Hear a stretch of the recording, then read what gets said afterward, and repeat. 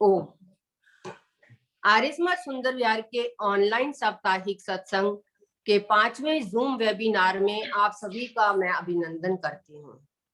परमपिता परमेश्वर को नमन करते हुए सभी उपस्थित आर्यजन को मेरी प्यार भरी नमस्ते। आइए अब सत्संग शुरू करते हैं। सभी सीधे बैठ जाएंगे और मेरे साथ एक बार गायत्री महामंत्र बोलेंगे। ओम भूर्भुवः स्वः तत्सवितुर्वरेण्यं भर्गो देवस्य धीमहि धियो यो नः प्रचोदयात्। वेद कहते हैं कि मनुष्य को अपना जीवन यज्ञमय बनाना चाहिए।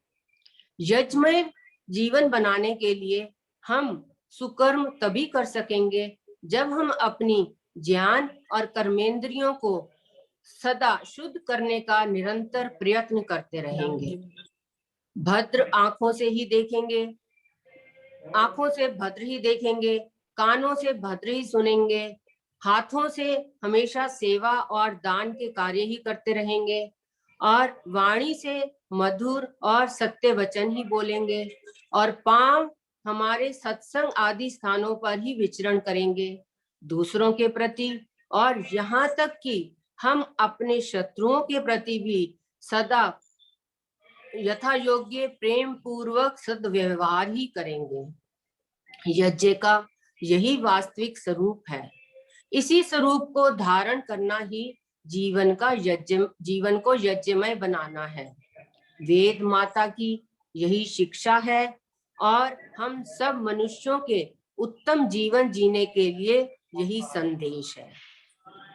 आइए अब हम वैदिक संध्या और यज्ञ का समय हो चला है।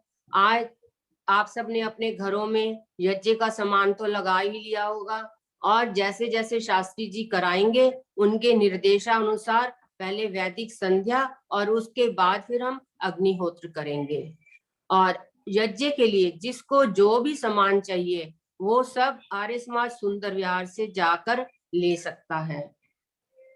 आज आर्य समाज सुंदर विहार की यज्ञशाला से हमारे शास्त्री जी श्री प्रमोद जी, श्री कौशल जी और श्री अतुल जी पहले वैदिक संध्या और यज्ञ कराएंगे। मेरी प्रार्थना है शास्त्री जी से कि वे शुरू कराएं। सबको सादर नमस्कार। आइएगा आज की इस प्रातःकालीन सुंदर वेला में संसार के सर्वश्रेष्ठ क्रम यज्ञ क्रम को हम आरंभ करते हैं। सर्वप्रथम हम सभी मिलकर के परमेश्वर के मुख्य व निज नाम ओम का 3 बार उच्चारण करते हुए आज की इस याज्ञिक क्रिया का आरंभ करेंगे। ओम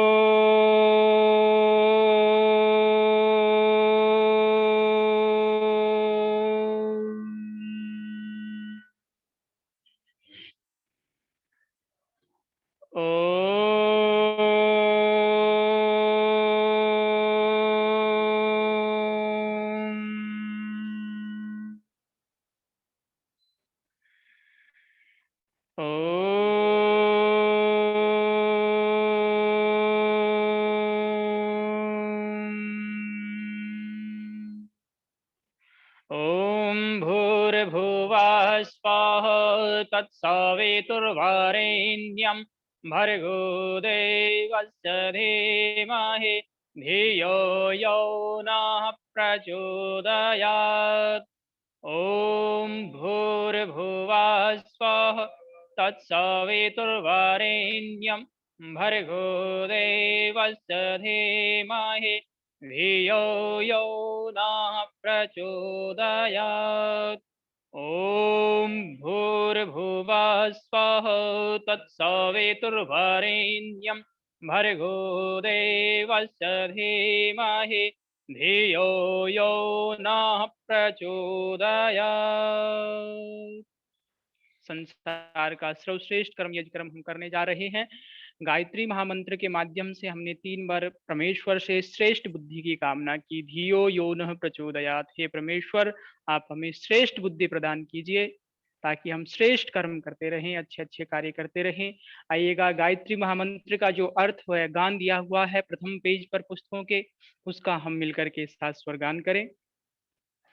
तूने हमें उत्पन्न किया, पालन कर रहा है तूने हमें उत्पन्न किया, पालन कर रहा है तुझसे ही पाते प्राण हम, दुखियों के कष्ट हरता है तुझसे ही पाते प्राण हम, दुखियों के कष्ट हरता है तेरा महान तेज है, छाया हुआ सभी स्थान, तेरा महान तेज है, छाया हुआ सभी स्थान, सृष्टि के वस्तु में तू हो रहा है विद्यमान,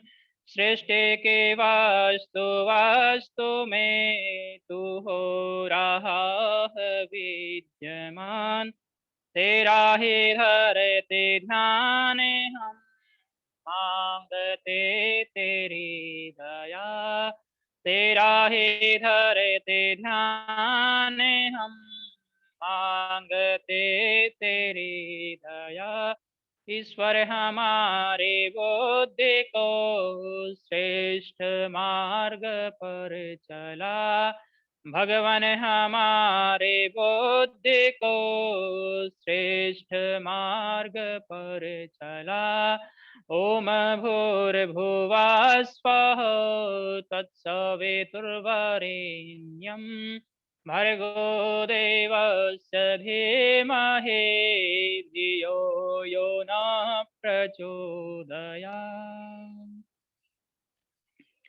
पुस्तकों का पेज नंबर 3, अथ वैदिक संध्या ब्रह्मयज्ञ। ओम भूर्भुवः स्वः तत्सवितुर्वरेण्यं, भर्गो देवस्य धीमहि धियो यो नः प्रचोदयात्। ओम सन्नो देवीरभिष्टय आपो भवन्तु पेतये, संयोरभिस्रवन्तु नः।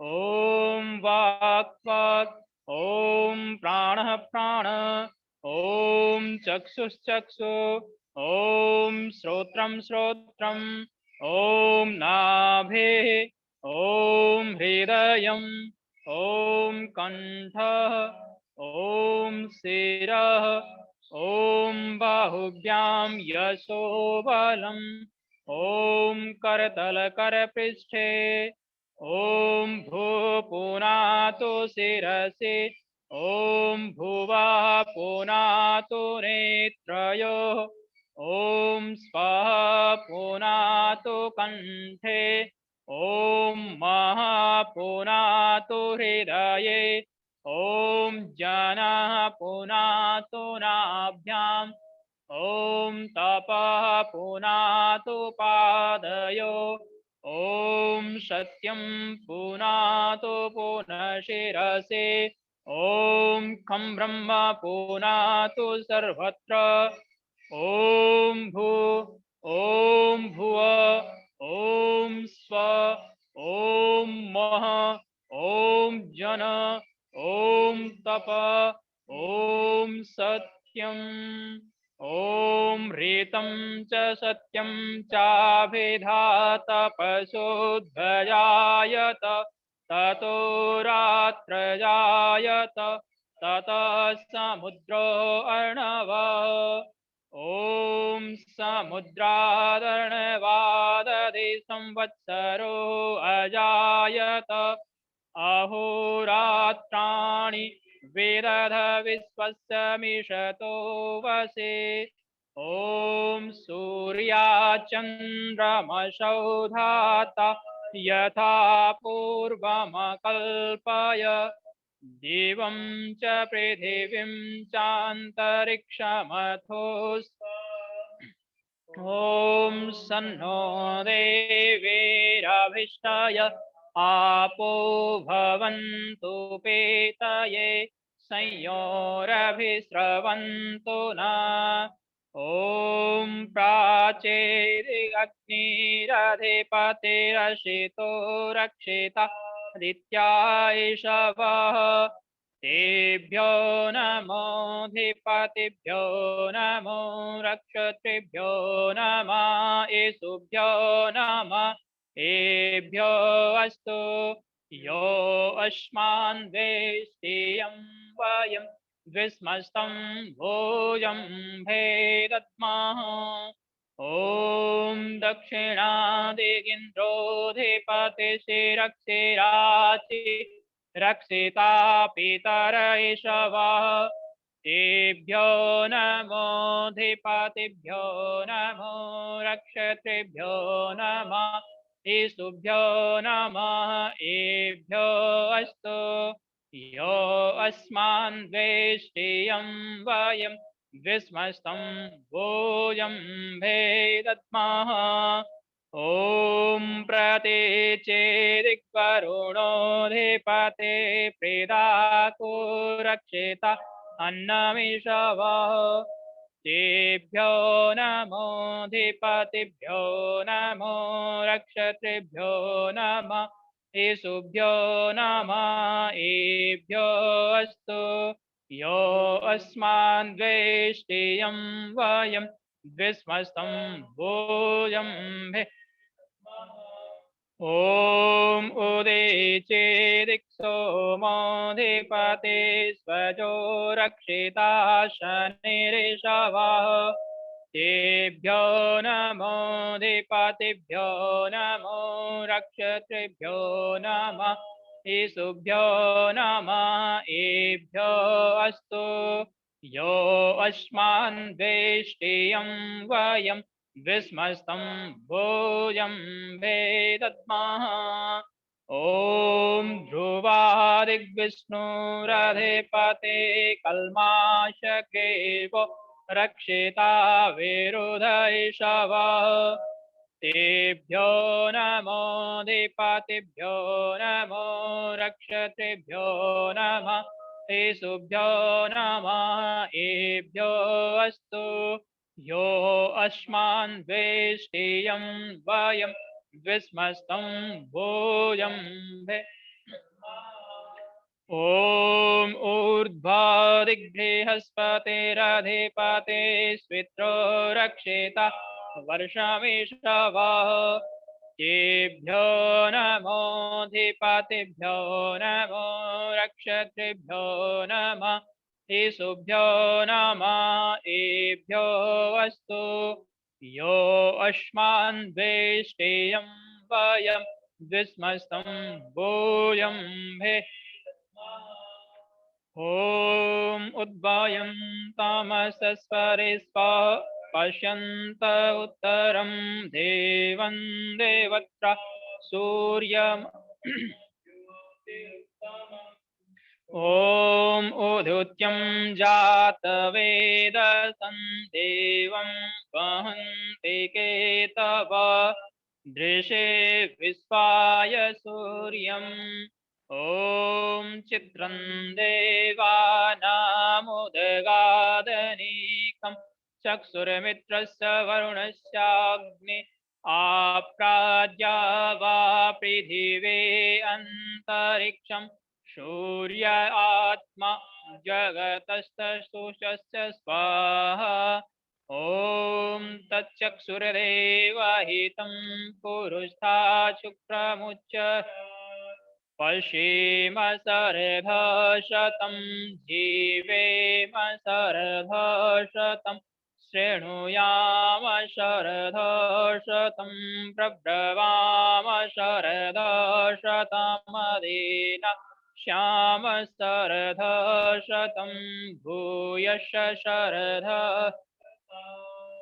ॐ भूर्भुवः स्वः तत्सवितुर्वरेण्यं मातृवरेण्यं भर्गो देवस्य धीमहि धियो यो नः प्रचोदयात्। हे ईश्वर दयानिधे भवत्कृपयानेन जपोपासनादि कर्मणा धर्मार्थ काम मोक्षाणां सद्य सिद्धिर्भवेन्नः। ओम नमः शंभवाय च मयो भवाय च नमः शंकराय च मयस्कराय च नमः शिवाय च शिवतराय च। ओम शांति शांति शांति। इति संध्योपासना विधि ही। आचमन करेंगे हम सभी। अपने दाहिने हाथ में राइट हैंड में थोड़ा सा जल लीजिएगा। मंत्र पाठ के पश्चात जल का पान कर लेना है, जल को पी लेना है। राइट हैंड में दाहिने हाथ में सभी जल लेंगे। ओम अमृतोपस्त्रणमसे स्वाहा। एक बार पुनः लीजिएगा। ओम अमृतापिधानमसे स्वाहा। तीसरी बार लेंगे। ओम सत्यम यश श्रीर्मय श्रेयताम स्वाहा। इसी हाथ में जल लेंगे। सामने कटोरी रखी हुई है, कटोरी में जल को छोड़ दीजिएगा। उसके पश्चात बाएं हाथ में लेफ्ट हैंड की अंजलि में जल को लेंगे। आचमन पात्र को नीचे रख देंगे। दाहिने हाथ की राइट हैंड की बीच की 2 उंगलियां अनामिका और मध्यमा दोनों को बाहर निकाल लीजिएगा। मंत्र पाठ के पश्चात अंगों का स्पर्श करते हुए चलना है, दाएं से बाईं ओर, राइट टू लेफ्ट। पहले जिस हाथ से कर रहे हैं उसी दिशा में, उसके पश्चात विपरीत दिशा में। इस चीज का ध्यान रखते हुए हम अंग स्पर्श करेंगे। ओम वांग में आस्यस्तु, ओम नसोर में प्राणोस्तु, ओम अक्ष्णोर में चक्षुरस्तु, ओम कर्णयोर में श्रोत्रमस्तु, ओम बाहुर में बलमस्तु, ओम उर्भुर में ओजो अस्तु, ओम अरिष्टानि में अंगानि तनुस्तन्वा में सन्तु।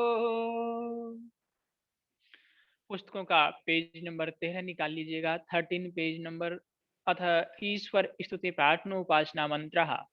इन 8 मंत्रों के माध्यम से हम परमपिता परमेश्वर की स्तुति प्रार्थना और उपासना करते हैं। आइएगा हम सभी मिलकर के बड़े ही श्रद्धा व भक्ति भाव के साथ इन पवित्र पावन वैदिक मंत्रों का उच्चारण करें।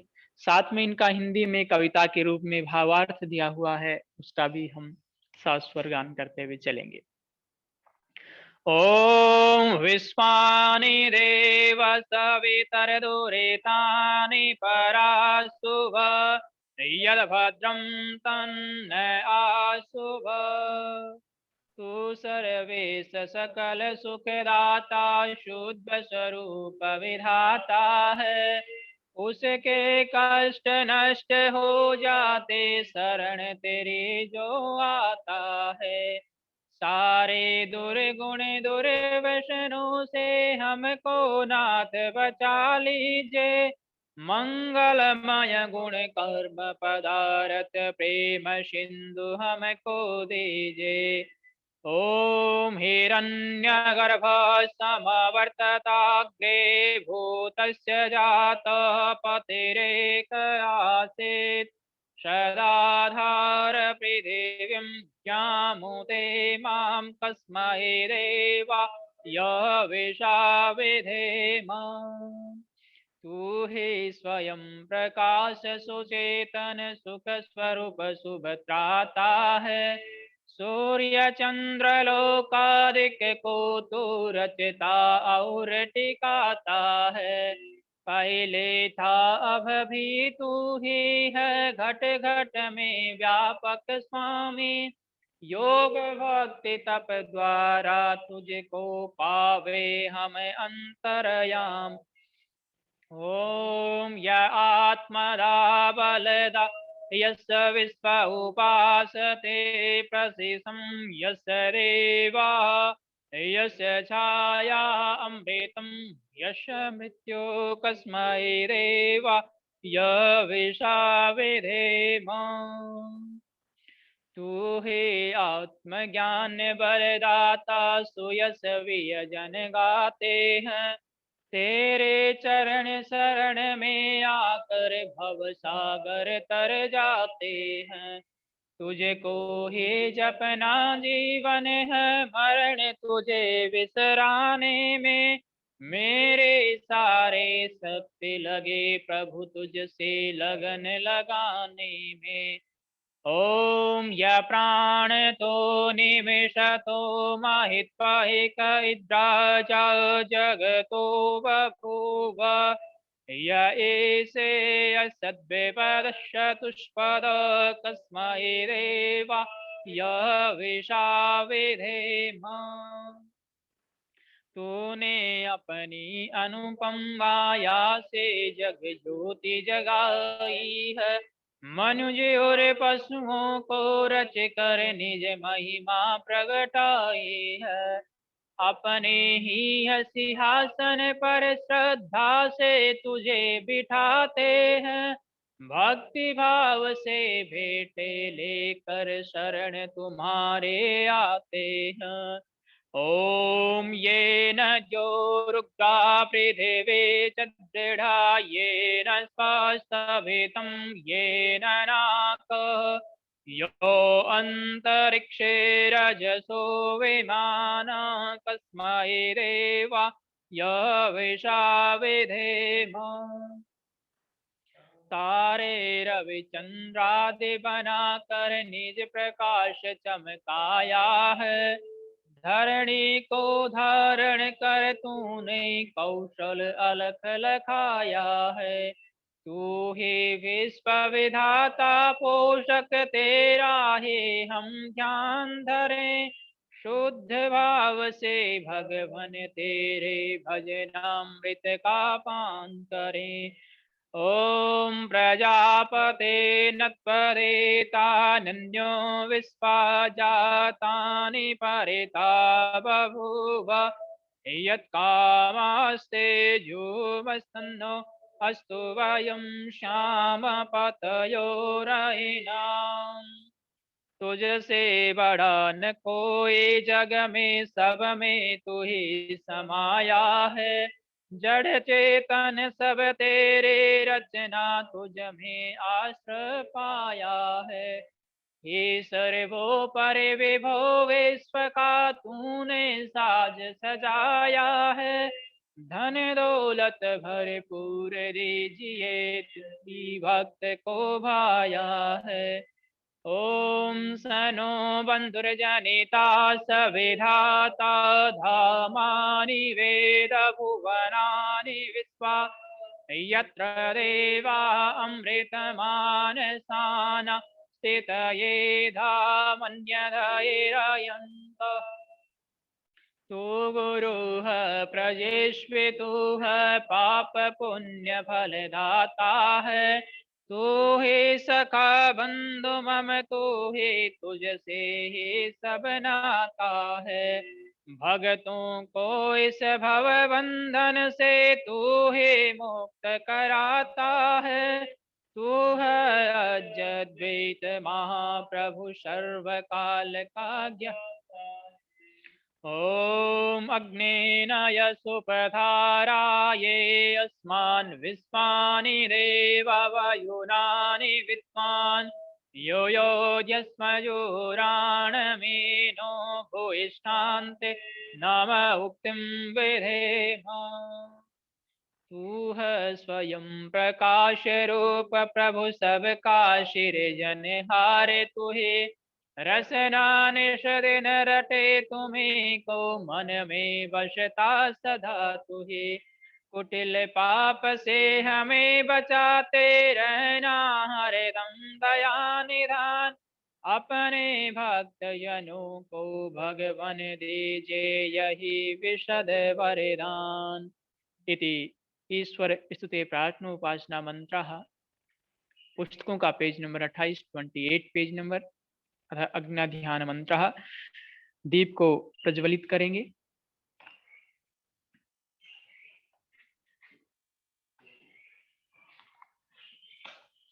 ॐ भूर्भुवः स्वः।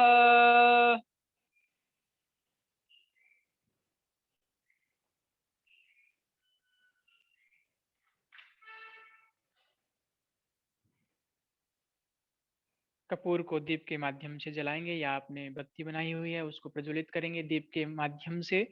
ओम भूर्भुवः स्वधूरेव भूम्ना पृथिवी वरिम्ना तस्यास्ते पृथिवी देवयजनी पृष्ठे अग्निमन्नादमन्या ध्यायादधे।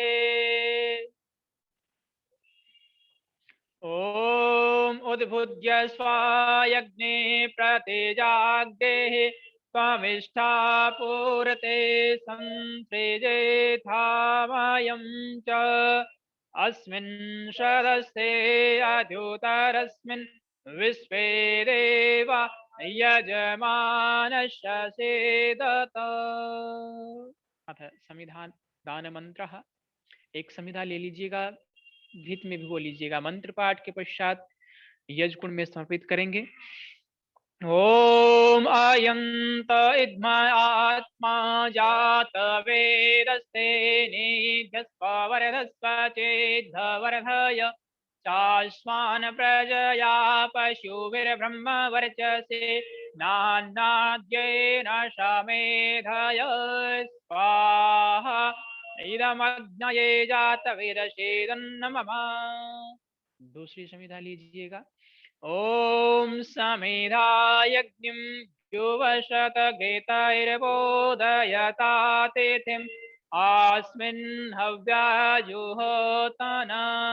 ओम सुसमिधाय शोचिषे घृतं तीव्रं जुहोतन अग्नये जातवेदसे स्वाहा इदमग्नये जातवेदसेदन्नमः।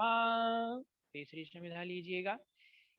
ओम तं त्वा समिद्भिरङ्गिरो घृतेन वर्धयामसि बृहचोचाय विष्ठय स्वाहा इदमग्नये अंगिरसेदन्नमः। अथ पंचघृत आहुति मंत्र।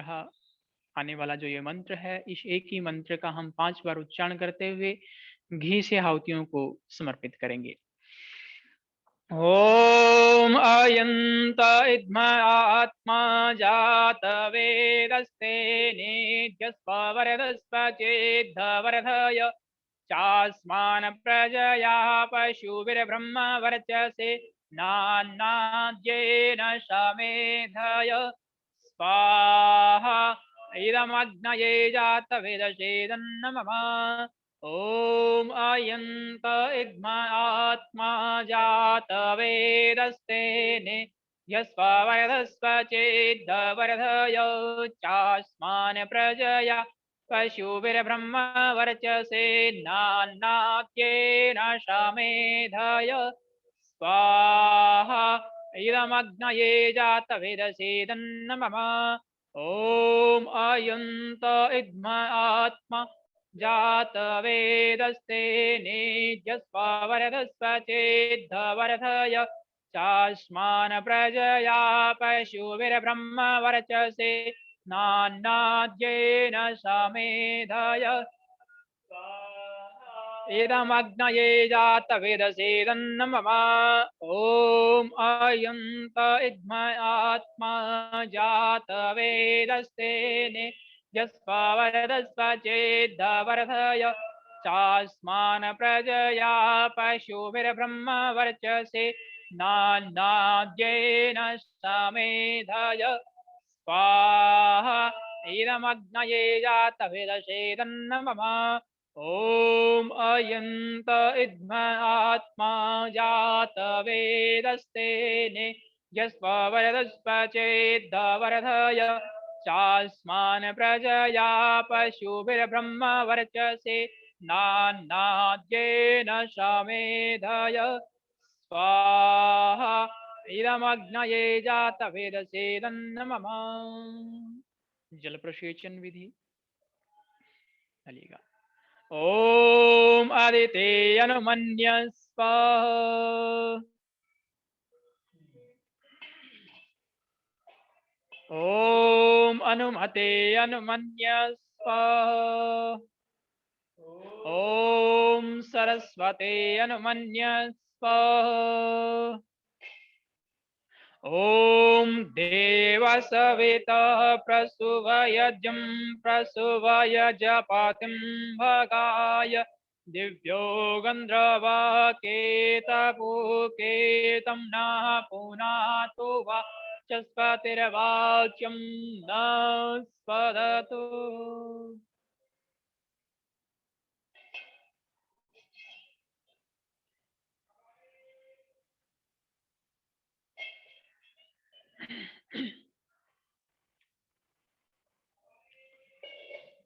घृत वाली चम्मच को उठा लीजिएगा। पहली आहुति उत्तर दिशा में अपने लेफ्ट हैंड की तरफ, अपनी तरफ से सामने की तरफ लाइन बनाते हुए, दूसरी दक्षिण दिशा में राइट हैंड की तरफ लाइन बनाते हुए, बाकी सभी मध्य में स्वाहा शब्द के उच्चारण के पश्चात। ओम अग्नये स्वाहा इदम अग्नये नमः। ओम सोमाय स्वाहा इदं सोमाय नमः। ओम प्रजापतये स्वाहा इदं प्रजापतये नमः। ओम इंद्राय स्वाहा इदं इंद्राय नमः। सामग्री सहित आहुतियों का समर्पण करेंगे। ओम सूर्यो ज्योते ज्योते सूर्य स्वाहा। ओम सूर्यो वर्चो ज्योतिर्वर्च स्वाहा। ओम ज्योते सूर्य सूर्यो ज्योते स्वाहा।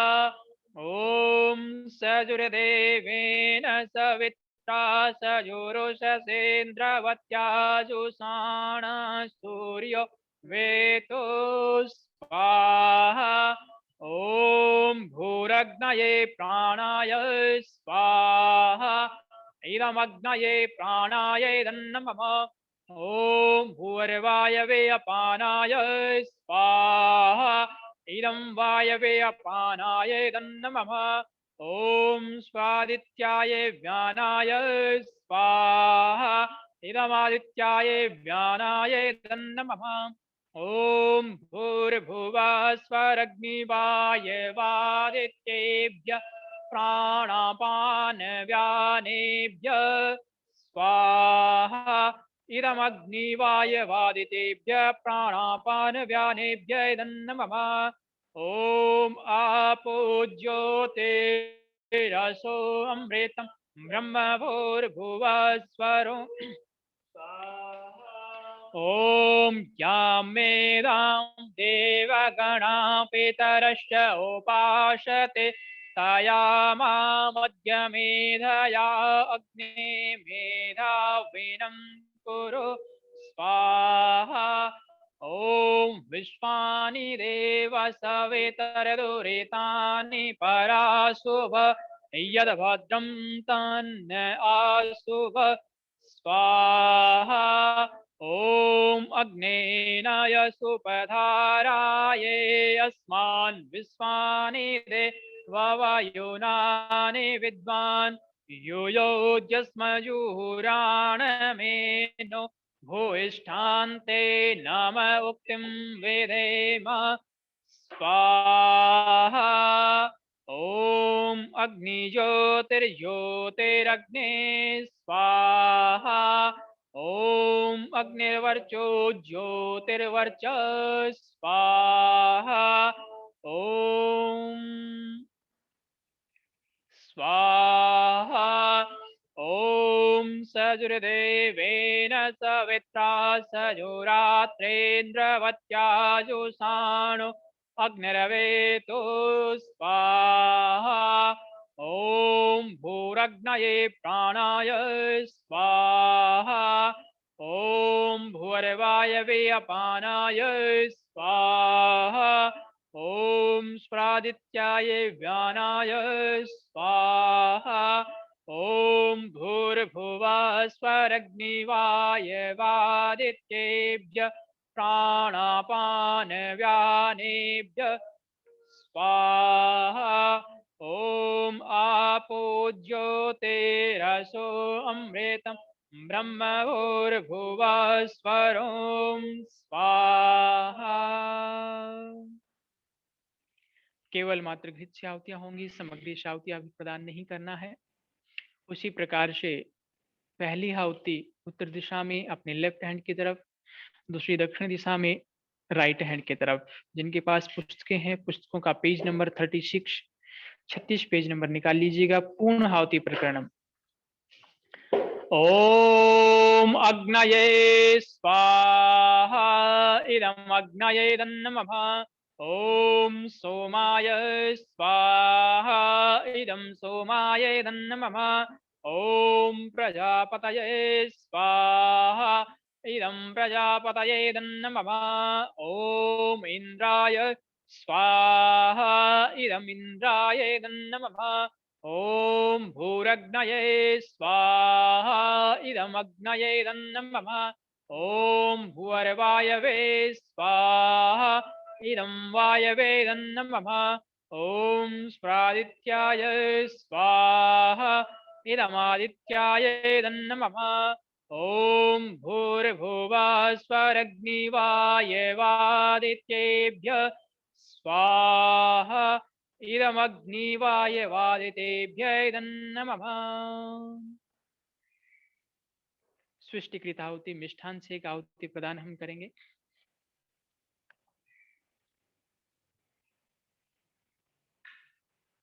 ओम यदस्य कर्मणो अत्यरेतं यद्वान्यो न मेहाकरम् अगणित सृष्ट कृत विद्यात् सर्वं सृष्टं सूतं करोतु मे अग्नये सृष्ट कृते सूत होते सर्व प्रायश्चिता होते नाम कामानां समर्दयित्रे सर्वान् कामान् समर्दय स्वाहा इदमग्नये सृष्टिकृते नमः।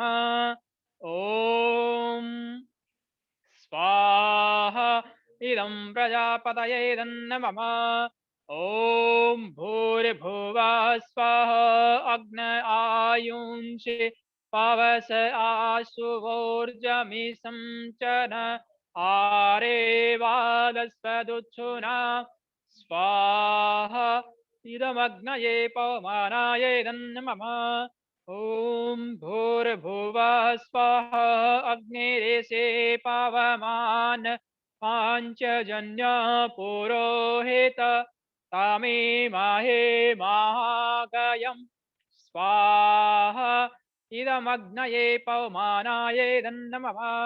ओम भूर्भुवः स्वः अग्ने पवस्व स्वपा अस्मे वर्चसो वीर्यं ददद्रायेमाये पोषं स्वाहा इदमग्नये पवमानाय नमः।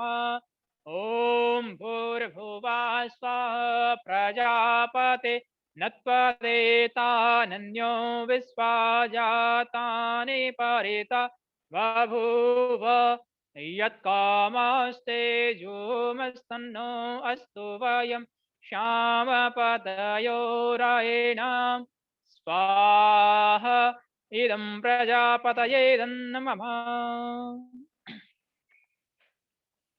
सामग्री सहित आहुतियों को समर्पित करेंगे।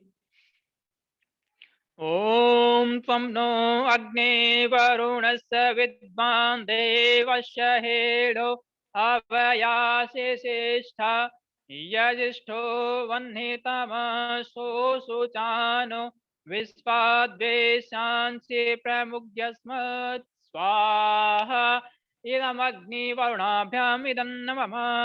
ओम सत्वं नो अग्ने अवमो भवोति नेधिष्ठो अस्या उषसो वयुष्ठो अवयक्ष्वनो वरुणं व्रराणो वेहे मृडेकं सुहवो न एधे स्वाहा इदमग्निवरुणाभ्याम् इदन्नमम ॐ इमं मे वरुण श्रुधे हवमध्या च मृडाय स्वामवसुरा च के स्वाहा इदं वरुणाय इदन्नमम ॐ तत्पायामि ब्रह्मणा वन्दमानस्तदा शास्ते यजमानो हविर्भे आहेडमानो वरुणेह बोद्धुरुसंस मान आयुः प्रमोषे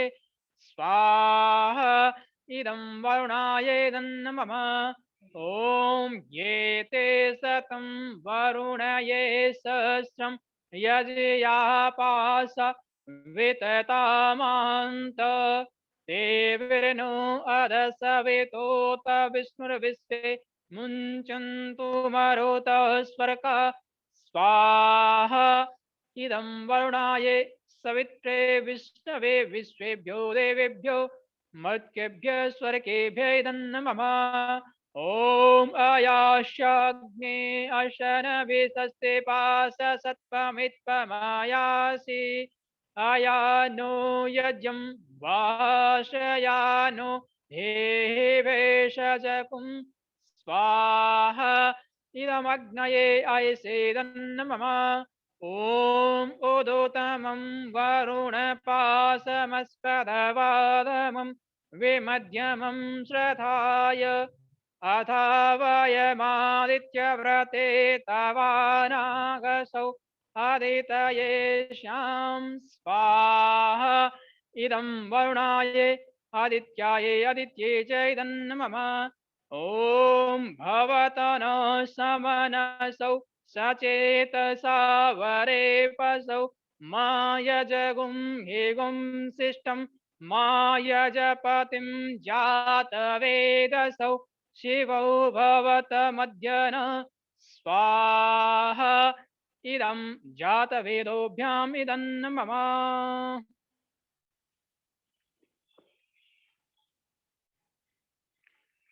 वैदिक विनय से एक मंत्र का पाठ।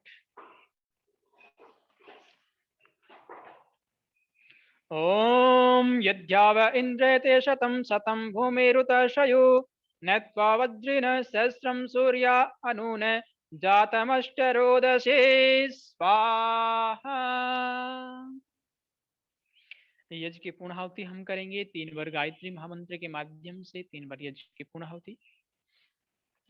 ॐ भूर्भुवः स्वः तत्सवितुर्वरेण्यं भर्गो देवस्य धीमहि धियो यो नः प्रचोदयात् स्वाहा। ॐ भूर्भुवः स्वः तत्सवितुर्वरेण्यं भर्गो देवस्य धीमहि धियो यो नः प्रचोदयात् स्वाहा।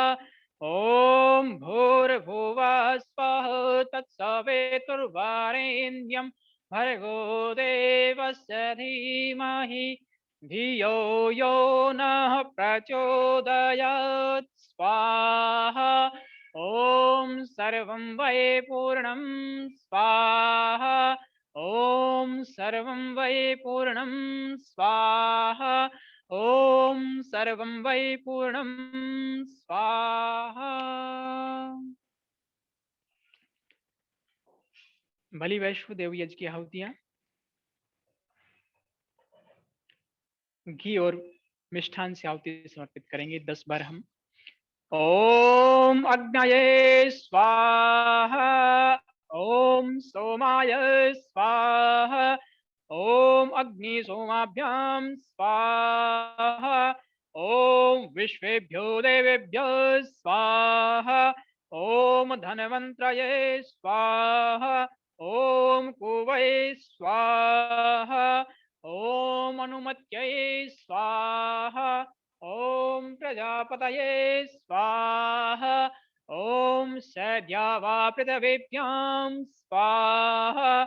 ओम सृष्टिकृते स्वाहा। पुस्तकों का पेज नंबर 46 निकाल लीजिएगा, 46 पेज नंबर। यज्ञ प्रार्थना सभी मिलकर के सात स्वर गान करेंगे। पूजनीय प्रभो हमारे भाव उज्ज्वल कीजिए, छोड़ देवे छल कपट को मानसिक वेद की बोले ऋचाएं सत्य को धारण करे, हर्ष में हो मग्न सारे शोक सागर से तरें, अश्वमेधाधिक ऋचाएं यज्ञ पर उपकार को, धर्म मर्यादा चला कर लाभ दे संसार को, नित्य श्रद्धा भक्ति से यज्ञादि हम करते, रोग पीड़ित विश्व के संताप सब हरते, भावना मिट जाए मन से पाप अत्याचार के, कामनाएं पूर्ण होवे यज्ञ से नर नारी के, लाभकारी हो हवन हरे जीवधारी के लिए, वायु जल सर्वत्र हो शुभ गंध को धारण किए, स्वार्थ भाव मिटे हमारा प्रेम पथ विस्तार हो, ये धन्य मम का सार्थक प्रत्येक में व्यवहार हो, हाथ जोड़ झुकाए मस्तक वंदना हम कर रहे, नाथ करुणा रूप करुणा आपकी सब पर रहे, पूजनीय प्रभु हमारे भाव उज्ज्वल कीजिए, छोड़ देवे छल कपट को मानसिक बल दीजिए, प्रभु आत्मिक बल दीजिए, सर्वे भवन्तु सुखिनः, सर्वे सन्तु निरामया, सर्वे भद्राणि पश्यन्तु मा कश्चित् दुःख भाग्, सबका भला करो भगवान, सब पर दया करो भगवान, सब पर कृपा करो भगवान, सबका सब विधि हो कल्याण, सबको दो सद्बुद्धि का, सबकी आत्मा हो बलवान, ये सब सुखे हो कोई न हो दुखारे, सब हो निरोग भगवन, धन धान्य के भंडारे, सब भद्र भाव देखे, सन्मार्ग के पथिक हो, दुखिया न कोई होवे, श्रेष्ठ में प्राण धारे, हे सब सुखे हो कोई न हो दुखारे, सब हो निरोग भगवन, धन धान्य के भंडारे।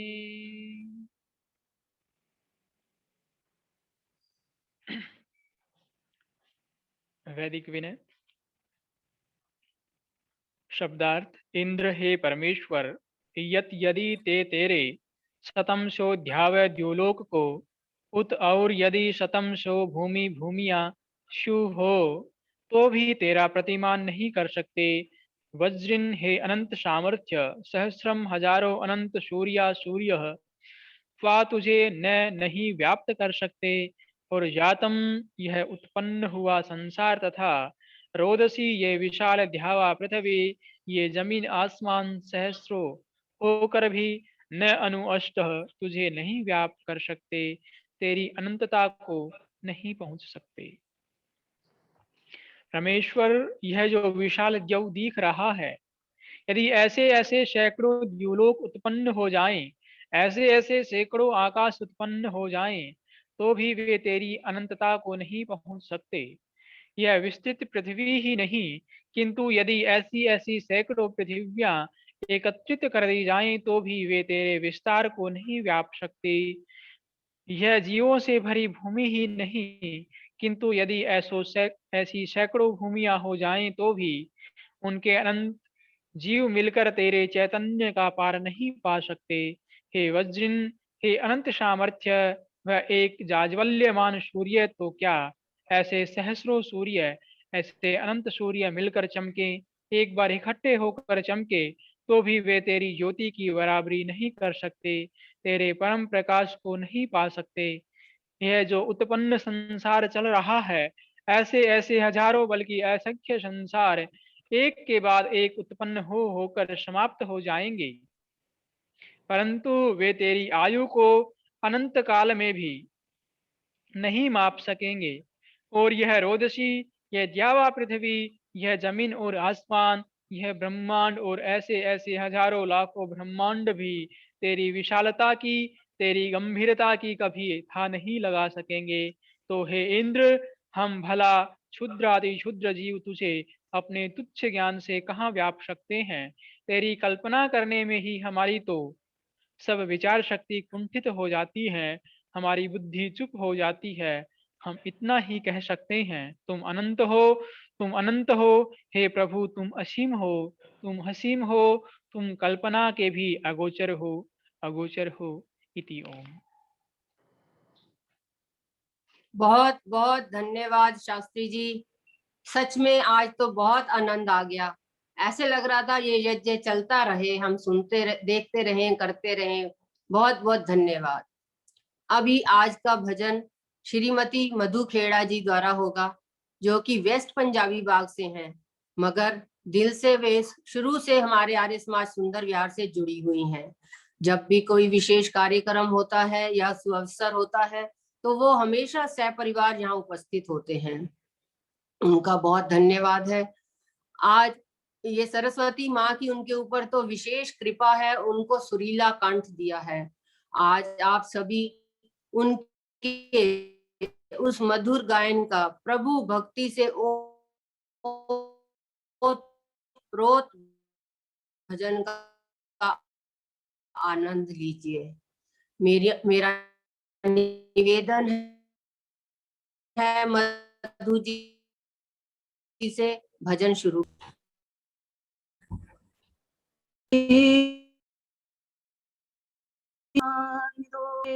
वरदान दो, मैं कभी ना तुमसे जुदा रहूं। जैसे घी व दूध मिले रहे, वैसे मैं भी तुमसे मिली रहूं। प्रभु जी, मुझे वरदान दो।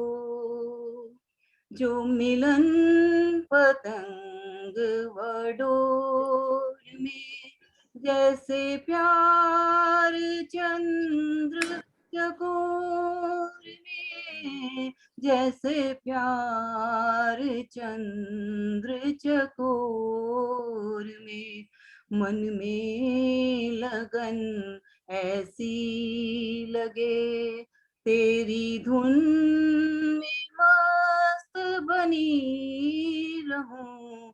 प्रभु जी मुझे वरदान दो। जो सुमन सुगंध का मेल है, जैसे जैसे जो सुमन सुगंध का मेल है, जैसे तन व प्राण का खेल है, जैसे तन व प्राण का खेल है।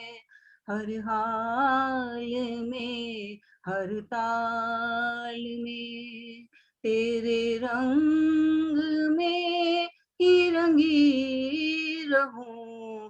प्रभु जी मुझे वरदान दो। कोई कर सके मजबूर ना, पल भर रहूं कभी दूर ना, पल भर कभी रहूं दूर ना। ना वियोग हो संयोग में, मनोयोग से मैं जुड़ी रहूं। प्रभु जी मुझे वरदान दो। तेरी वंदना मेरा कर्म हो, तेरी साधना मेरा धर्म हो, तेरी साधना मेरा धर्म हो। मेरा देवता मेरे पास हो, मैं उपासना से जुड़ी रहूं। प्रभु जी मुझे वरदान दो। बस एक है मेरी चाहना, नहीं दूसरी कोई कामना, नहीं दूसरी कोई कामना। कर जोड़ कर तेरे द्वार पर, यूं ही उम्र भर मैं खड़ी रहूं। प्रभु जी मुझे वरदान दो। मेरे दिल में प्यार की प्यास है, तेरा आसरा मेरी आस है, तेरा आसरा मेरी आस है। तेरे ओम के प्रिय नाम को यूं पल पल पथिक जपती रहूं। प्रभु जी मुझे वरदान दो। मैं कभी ना तुमसे जुदा रहूं, जैसे घी व दूध मिले रहे, वैसे मैं भी तुमसे मिली रहूं। प्रभु जी मुझे वरदान दो। प्रभु जी मुझे वरदान दो। धन्यवाद। नमस्ते। वाह वाह, बहुत ही मधुर गायन और ओजस्वी आवाज। मधु जी आपका बहुत बहुत धन्यवाद। आगे का संचालन श्री बत्रा जी करेंगे। श्री अमरनाथ बत्रा जी प्लीज।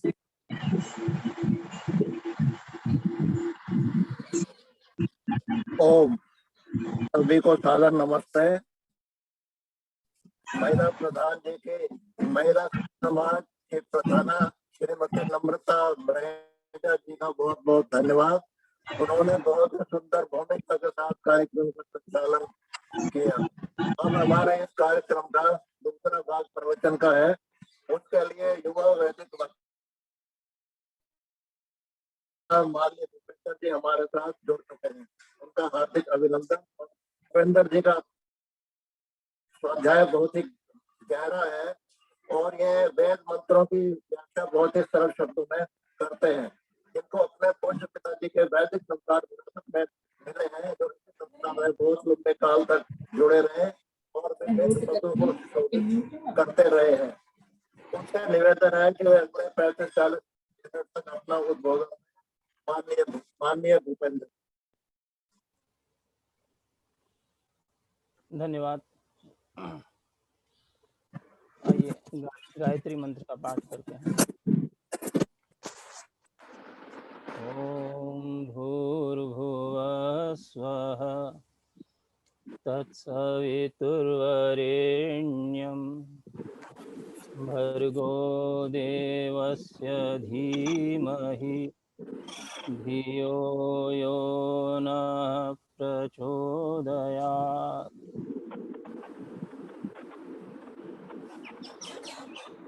योगश्च चित्तवृत्तिनिरोधः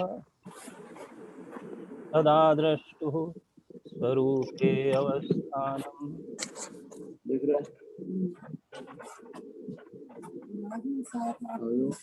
स्वविषयासंप्रयोगे चित्तस्य स्वरूपाकार इवेन्द्रियाणां प्रत्याहार ततः परमावश्यतेन्द्रियाणाम्। इस कार्यक्रम का श्रवण कर रहे सभी विद्वत जनों को मेरा नमन।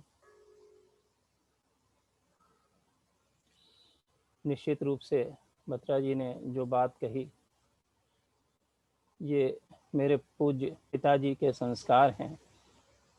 परम पूज्य श्रद्धेय श्री विष्णुदत्त जी, जिसके कारण मैं ये स्वाध्याय कर पाता हूँ और आप सबके समक्ष अपने विचार रख पाता हूँ। बचपन से ही उन्होंने हमें विद्वत जनों की संगत में रखा, हमें सत्संगों में लेकर जाते थे। तो वो संस्कार कहीं न कहीं मन में गहरे बैठते चले गए, वो अब जाकर के प्रकट हो रहे हैं। ये कहते हैं कि संस्कार कभी व्यर्थ नहीं जाते। दयानंद तो यहाँ तक कहते हैं कि अगले जन्म तक ये संस्कार आपके जाते हैं और उसके अनुसार आप अपना जीवन आगे जीवन यापन करते हैं। ये किसी का माइक है जिसके कारण ये डिस्टर्बेंस आ रही है। आयोजक देखते हैं इसको।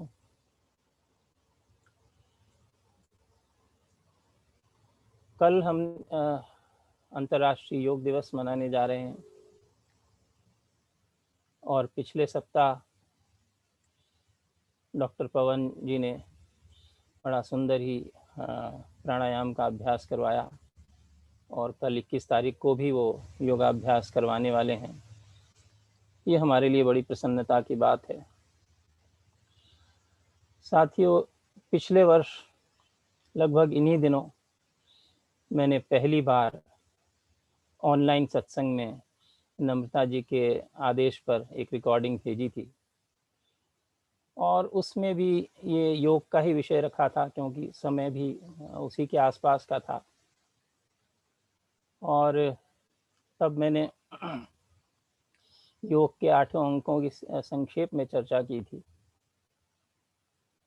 और बाद में आर्य समाज के कार्यक्रम में प्राणायाम पर थोड़ा विस्तार से, अपेक्षाकृत विस्तार से चर्चा की। अपेक्षाकृत इसलिए कह रहा हूँ कि प्राणायाम पर उससे भी अधिक विस्तृत चर्चा हो सकती है और अपेक्षित भी है, लेकिन समय सीमा में एक उसी विषय पर केंद्रित रख के मैंने चर्चा की थी। लेकिन प्राणायाम के बाद के अंगों की चर्चा अत्यंत संक्षिप्त रही थी तो मैं प्रयास करूंगा उसके के बाद के अंग विशेषकर प्रत्याहार की आज चर्चा करें, और शेष अगर कुछ जो अंग हैं उनकी और कभी चर्चा करेंगे।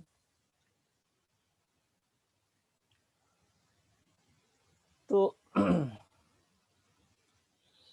एक बात मैं यहाँ स्पष्ट कर दूं कि ऋषि दयानंद ने स्पष्ट कहा है कि योग साधना स्त्री और पुरुष दोनों कर सकते हैं।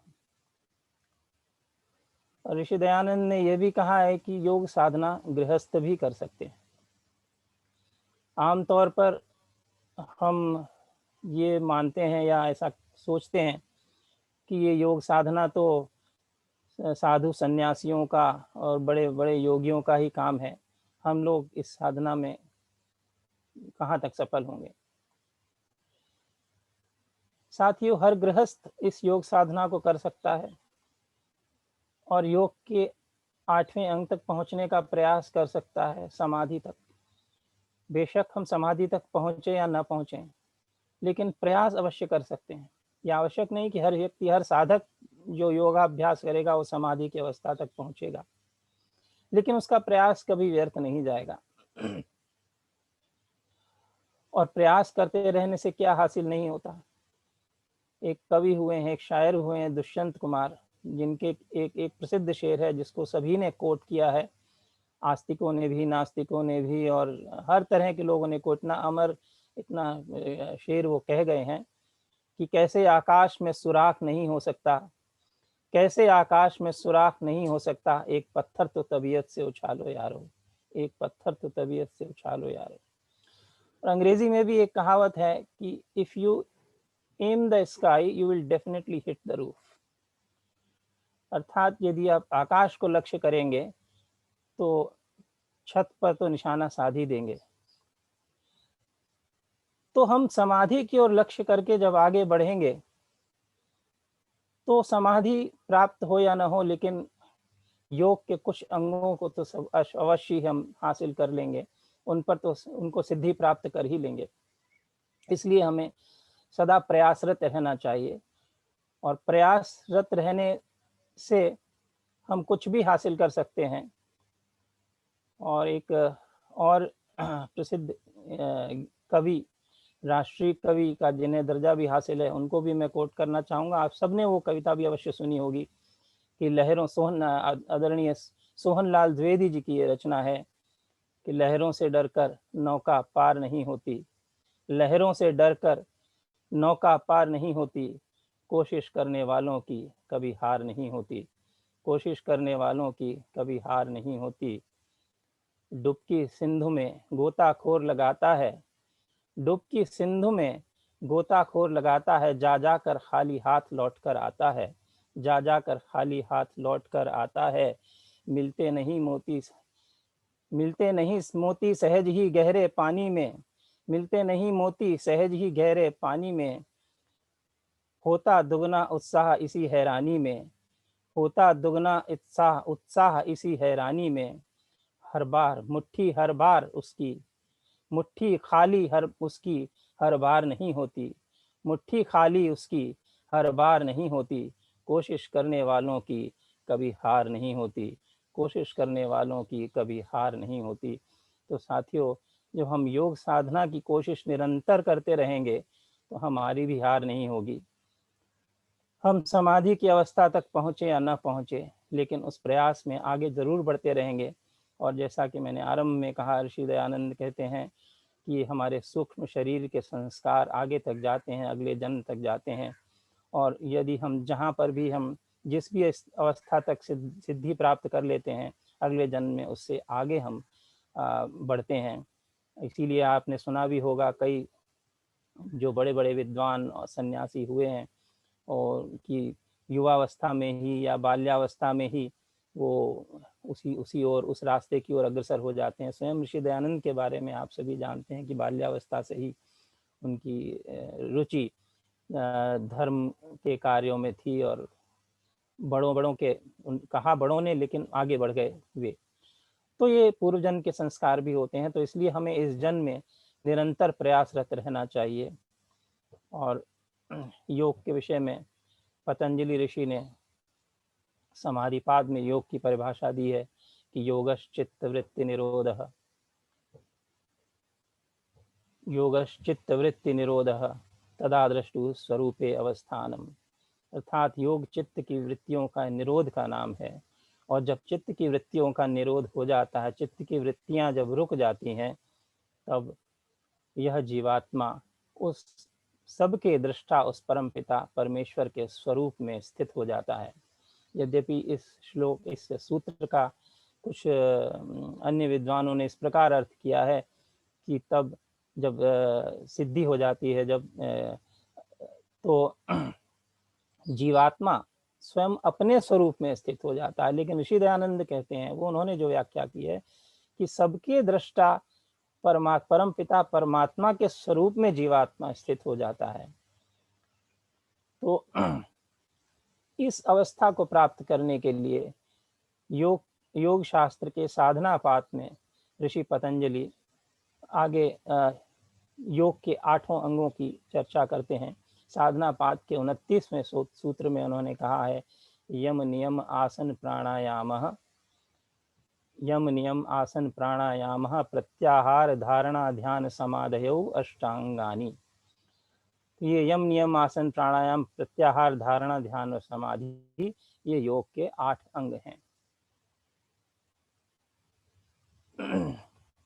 इन 8 अंगों की संक्षेप में चर्चा मैंने पहले भी की थी, एक पुनरावृत्ति के तौर पर आज भी करूंगा, एक विहंगम दृष्टि डालते हुए।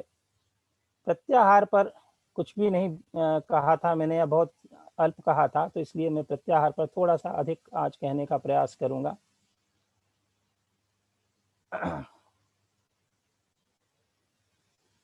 साथियों, ये जो यम नियम इत्यादि जो योग के 8 अंग ऋषि पतंजलि ने बताए हैं और स्वामी दयानंद ने अपने सत्यार्थ प्रकाश में इनको सर्वत्र उद्धृत किया है, ये इस प्रकार है, ये हमारे समस्त जीवन का ही परिष्कार करने वाले हैं। मैं पुनः कहूंगा कि हम समाधि की अवस्था तक पहुंचे या ना पहुंचे, लेकिन हमारे जीवन का परिष्कार अवश्य इन योग साधना, ऐसी योग साधना करने से हो जाएगा। यमों का जब हम पालन करते हैं तो हमारा आचरण शुद्ध होता है, हमारे आचरण का परिष्कार होता है। जब हम नियमों का पालन करते हैं तो बाहर और भीतर की शुद्धि होती है, हमारे बाहर और भीतर दोनों का परिष्कार होता है। जब हम आसनों का अभ्यास करते हैं तो हमारे शरीर की शुद्धि होती है, हमारे शरीर का परिष्कार होता है। जब हम प्राणायाम का अभ्यास करते हैं तो हमारे प्राणों की शुद्धि होती है, प्राणों का परिष्कार होता है। और जब हम प्रत्याहार का अभ्यास करते हैं तो इंद्रियों का परिष्कार होता है, इंद्रियों की शुद्धि होती है। और जब हम धारणा का अभ्यास करते हैं तो मन शुद्ध होता है। जब हम ध्यान का अभ्यास करते हैं तो हमारी अस्मिता परिष्कृत होती है, जीवात्मा स्वरूप में स्थित होता है, स्वरूप को जानने लगता है। और जब समाधि की अवस्था तक हम पहुंचते हैं तो चित्त और बुद्धि और चित्त, इनका परिष्कार हो जाता है। तो योग के ये 8 अंग हमारे जीवन का ही परिष्कार कर देते हैं। हम जितना जितना इस दौर आगे बढ़ेंगे उतना उतना ही हम परिष्कृत होते चले जाएंगे। यमों के पालन करने से हमारे अंतःकरण का परिष्कार होता है, हमारे आचरण का परिष्कार होता है। कैसे? देखिए, यमों में पहला ही यम है सत्य। सत्य एक ऐसा विशद विषय है, इसके ऊपर मैं अलग से कभी चर्चा करना चाहूँगा अवश्य। आज सिर्फ इतना ही कहूँगा। ऋषि दयानंद ने सत्य के विषय में बड़ी सुंदर परिभाषा छोटी सी दी है कि जो पदार्थ जैसा है उसको वैसा ही जानना, वैसा ही मानना, वैसा ही कहना सत्य है। और ये बोलने के सुनने में जितना सरल लगता है, इसमें पेचीदगियां हैं जिनकी चर्चा मैं बाद में करूँगा। अभी इतना है कि हमें मन वचन कर्म से सत्य का आचरण करना चाहिए। मन में भी सत्य का व्यावरण करना चाहिए और वाणी से भी सत्य का उच्चारण करना चाहिए और कर्मों से भी हमें सत्यवादी ही होना चाहिए। और दूसरा है, सत्य के बाद अहिंसा। हमें मन वचन और कर्म से किसी को हानि नहीं पहुंचानी चाहिए, किसी को पीड़ा नहीं पहुंचानी चाहिए, ये अहिंसा है। अस्तेय, मन वचन और कर्म से हम चोरी की ओर प्रवृत्त न हो, अर्थात अनधिकार किसी दूसरे की संपदा पर अधिकार करने की चेष्टा न करें, तो ये अस्तेय है। और सत्य, अहिंसा, अस्तेय, अपरिग्रह, और हम आवश्यकता से अधिक संग्रह न करें। जो सन्यासी लोग होते हैं वो तो कुछ भी संग्रह नहीं करते, लेकिन गृहस्थों को थोड़ा बहुत संग्रह तो करना ही पड़ता है, क्योंकि शेष सभी जो आश्रम है, ब्रह्मचर्य आश्रम और संन्यास आश्रम और वानप्रस्थ आश्रम, वो गृहस्थ पर ही आश्रित होते हैं, तो गृहस्थ ही उनकी सेवा शुश्रूषा करते हैं। तो इसलिए गृहस्थी को थोड़ा बहुत संग्रह करना पड़ता है, लेकिन ऋषि दयानंद कहते हैं कि, और स्वामी पतंजलि भी यही कहते हैं कि आवश्यकता से अधिक संग्रह नहीं करना चाहिए। तो इस विषय में कभी कभी लोग कहते हैं कि यदि इतने बड़े बड़े उद्योगपति हैं, वो लोग अगर संग्रह नहीं करेंगे, धन संपदा अर्जित नहीं करेंगे, तो अर्थव्यवस्था कैसे चलेगी, लोगों का पालन पोषण कैसे होगा। तो यहाँ मैं कहना चाहता हूँ कि उद्योगपति या कोई भी उत्पादक धन का संग्रह नहीं करता है, अपितु धन का वितरण करता है। आप देखिए, जब कोई भी उद्योगपति कोई उद्योग चलाता है, उत्पादन करता है, तो वो बहुत सारे लोगों को उसमें जोड़ता है, उनको इनकी वेतन इत्यादि की व्यवस्था करता है, वहाँ धन का वितरण करता है। यदि वो फिर कुछ रॉ मटेरियल मंगाता है, उत्पादन की वस्तुएं मंगाता है, तो वो किसी से मंगाता है, उसको उसका धन की अदायगी करता है, वहाँ भी वो धन का वितरण करता है। मशीनों को खरीदता है, मशीनों के रखरखाव पर व्यय करता है, वहाँ भी वो धन का वितरण करता है। और इस प्रकार से जब उत्पादन करता है, जब उत्पादन हो जाता है, तो उसको आम जनता तक, आम लोगों तक पहुंचाने का यत्न करता है, उद्योग करता है, जिससे कि उस उत्पाद का वितरण भी सभी जनों तक हो सके। और इस प्रकार से जो उससे उसको लाभ प्राप्त होता है, उस पर उस उद्यमी का अधिकार होता है। अब यहाँ उस लाभ राशि को यदि वो आवश्यकता से अधिक संग्रह करने लगे, तो वो परिग्रह की श्रेणी में आ जाएगा, और यदि उसको भी वो अपने आवश्यकता अनुरूप ही संग्रहित करे, तो वो अपरिग्रह की श्रेणी में आता है। तो इस प्रकार से हमें यही बात आगे नियमों में संतोष के बारे में भी आएगी। तो यमों में सत्य, अहिंसा, अस्तेय, अपरिग्रह और ब्रह्मचर्य। ब्रह्मचर्य का एक साधारण अर्थ यही है कि ब्रह्म में विचरण करना ही ब्रह्मचर्य है, और इसका एक दूसरा अर्थ है वीर की रक्षा करना। तो जब हम सभी योग के 8 अंगों का जब हम पालन करते चले जाएंगे, तो ये काम सहज ही हो जाएगा, ब्रह्म में विचरण भी सहज हो जाएगा, वीर रक्षा भी हो जाएगी, इसके लिए अलग से कोई प्रयास करने नहीं पड़ेंगे। और नियम भी 5 हैं। शौच, संतोष, तप, स्वाध्याय, ईश्वर प्रणित। शौच से हमारे शरीर की शुद्धि होती है, बाहर और भीतर दोनों की। बाहर की शुद्धि तो हम करते ही हैं स्नान आदि के माध्यम से, और इस कोरोना काल में ज़्यादा ही करते हैं, लेकिन आंतरिक शुद्धि भी हमें करते हैं, वो भी शौच का हिस्सा है। ये शौच ही वो शब्द है जिससे शुचिता शब्द बना है, जिसका अर्थ है पवित्रता। तो शौच अर्थात शुचिता हमें पवित्रता देती है, तो हमें वो अंतःकरण की पवित्रता भी देती है। अंतःकरण कैसे पवित्र होगा? जब हम ऊपर यमों का पालन करेंगे, तो अंतःकरण अपने आप पवित्र होता चला जाएगा। और शौच, संतोष का कई बार लोग ये अर्थ लगाते हैं कि अकर्मण्य हो जाना ही संतोष है, लेकिन अकर्मण्य होना संतोष नहीं है। हमें कर्म करते हुए जो हमें उसका फल प्राप्त होता है, उससे हम संतुष्ट हों, उसी को प्रसन्नता पूर्वक ग्रहण करें। वैसे भी हमारा उसके प्रतिफल पर कोई अधिकार नहीं है। कर्मण्येवाधिकारस्ते मा फलेषु कदाचन। हम कर्म करें, कर्म के लिए स्वतंत्र हैं, फल पर हमारा अधिकार नहीं है। तो जो भी हम कर्म करते हैं और कर्म करके जो हमें उसका प्रतिफल मिलता है, उसको हम संतोष पूर्वक, प्रसन्नता पूर्वक ग्रहण करें, और परमात्मा का धन्यवाद करें, यह संतोष है। और तप के बारे में भी कई धारणाएं लोगों में व्याप्त हैं कि शरीर को कष्ट देना तप है। ऋषि दयानंद स्पष्ट कहते हैं कि शरीर को तप देना कष्ट नहीं है। एक टांग पे खड़े हो जाना कष्ट, ये तप नहीं है। और शरीर को किसी बहुत बर्फ के बर्फीले पानी में खड़े होकर के कुछ साधना करना, यह तप नहीं है। और शरीर को तमाम तरह के कष्ट देना, ये तप नहीं है। तप है द्वंद्वों का सहन करना, विपरीत परिस्थितियों में भी प्रसन्न रहना, जब सुख दुख में एक समान रहना, यह तप है। और ईश्वर की भक्ति करते हुए, योग साधना करते हुए जो भी कष्ट हमारे जीवन में आए उसको हंसकर सहन करना, परमात्मा का धन्यवाद करना, यह तप है। तो इस प्रकार से जो तप करते हुए आगे बढ़ता है उसके जीवन का अवश्य परिष्कार होता है। और स्वाध्याय, स्वाध्याय के दो अर्थ हैं। एक तो अध्ययन करना, अर्थात अध्ययन किसका करना? वेदों का और वेद जनित अन्य ग्रंथों का। जो वेद आधारित ग्रंथ हैं उन्हीं का अध्ययन, वेद वेदांगों का।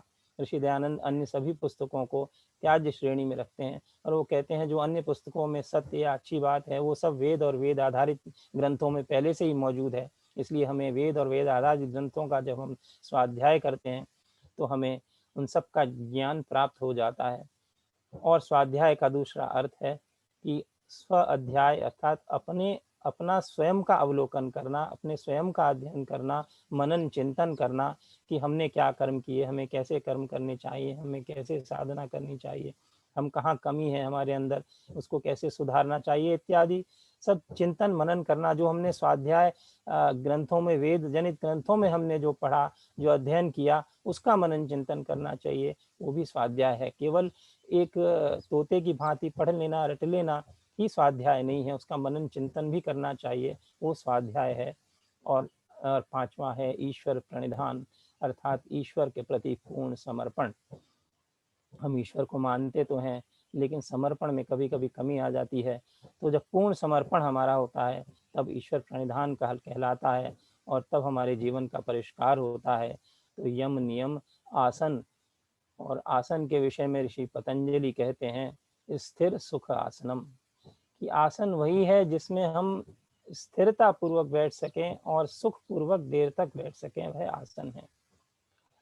यद्यपि आज योगासन के नाम पर हम अनेक तरह के मुद्राएं बनाते हैं, उसको व्यायाम की भांति लेते हैं, वो ठीक है, अच्छी बात है, उससे हमारा शरीर पुष्ट होता है, शरीर में लोच आती है, शरीर में लचक आती है, लचीलापन आता है और एकाग्रता भी बढ़ती है। तो इस नाते हमें योगासनों की अनेक मुद्राओं का अभ्यास अवश्य करना चाहिए, लेकिन उस अभ्यास में भी हमें इस बात का ध्यान रखना चाहिए कि कुछ देर जिस भी मुद्रा में हम जाएं उस मुद्रा में स्थिर सुखपूर्वक रहने का प्रयास करें। केवल जल्दी जल्दी व्यायाम की भांति करना तो फिर वो व्यायाम हो जाएगा, वो आसन नहीं होंगे। लेकिन योग साधना की दृष्टि से ऋषि पतंजलि कहते हैं आसन वही है जिसमें बहुत देर तक हम सुखपूर्वक बैठ सकें। तो इसमें सबसे सुलभ आसन जो है वो सुखासन है, आलती पालती मारकर सामान्य रूप से बैठना, वह सुखासन है। और आजकल एक और सुखासन हो गया है कुर्सी आसन, क्योंकि घुटनों की तकलीफ के कारण लोग जमीन पर आलती पालती मारकर बैठ नहीं पाते हैं। तो कुर्सी पर बैठना भी कोई हानिकारक नहीं है, लेकिन बस बैठते समय इतना ही ध्यान रखना चाहिए कि हमारी रीढ़ की हड्डी, ग्रीवा और सिर, ये तीनों एक पंक्ति में, एक लाइन में होने चाहिए, बिल्कुल सीधे। तो वो भी एक प्रकार का सुखासन है और उसमें भी वही लाभ प्राप्त होते हैं जो आलती पालती बैठकर सुखासन में प्राप्त होते हैं। और दूसरा जो योग साधना के लिए अच्छा आसन माना जाता है वह है सिद्धासन।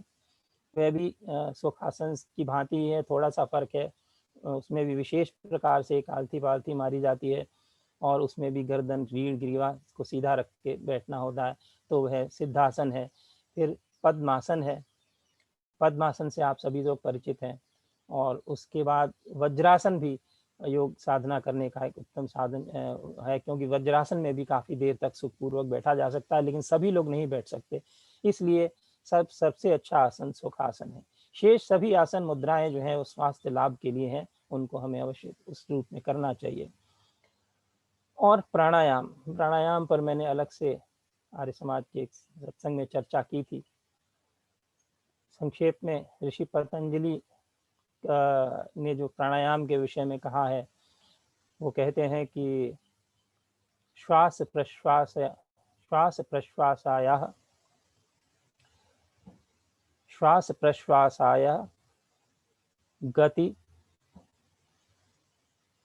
गति निरोध, श्वास प्रश्वासाय गति विच्छेद प्राणायाम। तो गति का विच्छेद, श्वास प्रश्वासों की गति का जो विच्छेद है उसका जो भंग होना है वह प्राणायाम है। ये ऋषि पतंजलि की परिभाषा है। और उसके आगे साधना पाद के सूत्र में कहते हैं वे 50वें सूत्र में कहते हैं कि प्राणायाम 4 प्रकार के हैं। पहले 50वें सूत्र में कहते हैं कि 3 प्रकार के प्राणायामों का वर्णन किया है कि बाह्य, आभ्यंतर और स्तंभ वृत्ति, और फिर कहा है बाह्य आभ्यंतर विषयाक्षेपी चतुर्थः, अर्थात बाह्य आभ्यंतर आक्षेपी जो प्राणायाम है वह चतुर्थ प्राणायाम है, उसको उन्होंने अलग से रेखांकित किया है। क्योंकि पहले 3 प्राणायाम ऋषि दयानंद ने भी इन्हीं चारों प्राणायामों की ही चर्चा सत्यार्थ प्रकाश में की है, अन्य किसी प्राणायाम की नहीं। तो योग साधक को ये 4 ने, चौथा क्योंकि कठिन प्राणायाम है, ये 3 प्राणायाम अवश्य करने चाहिए। जब ये 3 प्राणायाम सिद्ध हो जाते हैं तो चौथा भी स्वतः सिद्ध होने लगता है। शेष अन्य सभी प्राणायाम भी करने चाहिए, वो भी कर सकते, क्योंकि उससे उनसे स्वास्थ्य लाभ होता है, हमारे प्राणों का उनसे भी परिष्कार होता है।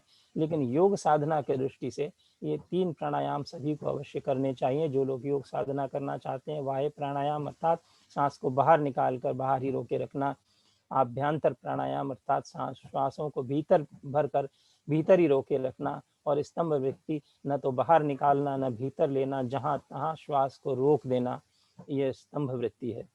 और उसके बाद जो चौथा प्राणायाम कहा बाह्य आभ्यंतर विषयाक्षेपी, तो इसमें बाहर और अंदर जाते समय आक्षेप करना होता है, अर्थात जब श्वास बाहर निकलने का यत्न कर रही है तो उसे भीतर की ओर खींचना, जब भीतर खींचने का प्रयास करना, खींचना नहीं है। जब भीतर की ओर हम सांस भरते हैं और रोकते हैं, और जब बाहर निकलने को कोशिश होती है तो हमें उसको बाहर निकलने देने की बजाय भीतर की ओर खींचना, यानी कि परस्पर विरुद्ध क्रिया करनी है।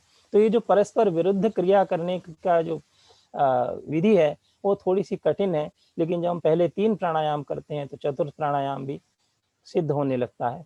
तो हमें चतुर्थ प्राणायाम की आरंभ में परवाह नहीं करनी चाहिए, शुरू के 3 प्राणायामों पर ही हम अभ्यास करें तो हमारे प्राणों का परिष्कार अवश्य होगा और हम योग साधना में आगे बढ़ सकते हैं।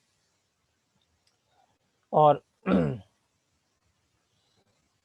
इसके बाद आता है प्रत्याहार।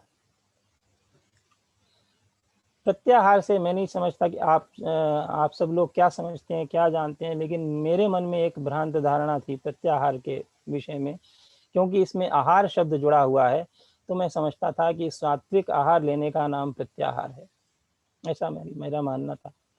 लेकिन जब मैंने पतंजलि ऋषि के योग शास्त्र के सूत्रों को देखा, पढ़ा, और ऋषि दयानंद के विचार इस विषय में सत्यार्थ प्रकाश में पढ़े, तो मुझे स्पष्ट हुआ कि प्रत्याहार का यद्यपि आहार से संबंध तो है, लेकिन वो सात्विक आहार मात्र नहीं है, वह उससे कहीं आगे है। प्रत्याहार 2 शब्दों से मिलकर बना है, प्रति और आहार। आहार में प्रति उपसर्ग लगा है, जिस भी शब्द में प्रति उपसर्ग लग जाता है उसका विपरीत अर्थ हो जाता है। जैसे क्रिया एक शब्द है, क्रिया में हमने प्रति उपसर्ग लगाया तो प्रतिक्रिया शब्द बन गया, तो ये क्रिया का उल्टा हो गया। उदाहरण के लिए हमने गेंद जमीन पे फेंकी, ये क्रिया है। गेंद जमीन पे टप्पा खा के वापस ऊपर आई, ये प्रतिक्रिया है, अर्थात ये उल्टी क्रिया है। हमने नीचे फेंका, ये एक क्रिया है, ऊपर ऊपर आई, ये दूसरी क्रिया है, विपरीत क्रिया है। तो प्रति का अर्थ विपरीत होता है, क्रिया प्रतिक्रिया। तो यहाँ आहार प्रति आहार, प्रत्याहार संधि होके प्रत्याहार हो जाता है। तो इसका अर्थ है आहार को विपरीत दिशा में मोड़ देना, विपरीत दिशा में ले जाना। लेकिन यहाँ आहार क्या है? ऋषि दयानंद कहते हैं कि हमें प्रकरण का ध्यान रखना चाहिए। पिछले बार की चर्चा में मैंने इस बात पर रेखांकित किया था कि ऋषि दयानंद ने बड़ा सुंदर उदाहरण दिया कि तुम सैंधव माने, तुम सैंधव को ले आओ। सैंधव माने घोड़ा भी होता है और नमक भी होता है, तो प्रकरण के अनुसार हमें विचार करना चाहिए। तो यहाँ जब हम आहार की बात, प्रत्याहार की बात करते हैं, प्रत्याहार को जब मैं अष्टाध्यायी को देख रहा था तो वहाँ भी प्रत्याहार शब्द का प्रयोग होता है। आजकल मुझे थोड़ा संस्कृत पढ़ने का भी शौक हुआ, थोड़ा अष्टाध्यायी देख लेता हूँ, तो बड़ी कठिन लगती है। लेकिन ऋषि दयानंद ने तो उसको 10 वर्ष की अवस्था तक सिद्ध कर लिया था, कंठस्थ कर लिया था। हम तो उसके पहले पृष्ठ से आगे बढ़ना ही मुश्किल हो रहा है। अस्तु, मैंने जब प्रत्याहार को वहां देखा तो वहां प्रत्याहार सूत्रों को कहते हैं। उदाहरण के लिए अच एक प्रत्याहार है, अ और च में हलंत। इसका अर्थ है कि अ ई उ री री ए ऐ ओ औ, अच कहने से इतने वर्णों का बोध हो जाता है हमें। तो सूत्र रूप में ऐसे सूत्रों की आवश्यकता पाणिनि ऋषि को क्यों पड़ी? क्योंकि पहले जो ज्ञान का वितरण था, जो ज्ञान हम बांटा करते थे गुरुजन, वो मौखिक था, वो लिख करके अभ्यास करके उस तरह का कोई प्रावधान पहले नहीं था। तो गुरु लोग अपने शिष्यों को मौखिक सिखाया करते थे। तो मौखिक सिखाने में जितना कम शब्दों में काम चले उतना ही कंठस्थ करना आसान है। तो पाणिनि ऋषि ने, जिन्होंने व्याकरण शास्त्र अष्टाध्यायी लिखी है, उन्होंने हर चीज को सूत्रबद्ध कर दिया है, यहाँ तक कि वर्णों को भी सूत्रबद्ध कर दिया है, उच्चारणों को भी सूत्रबद्ध कर दिया है।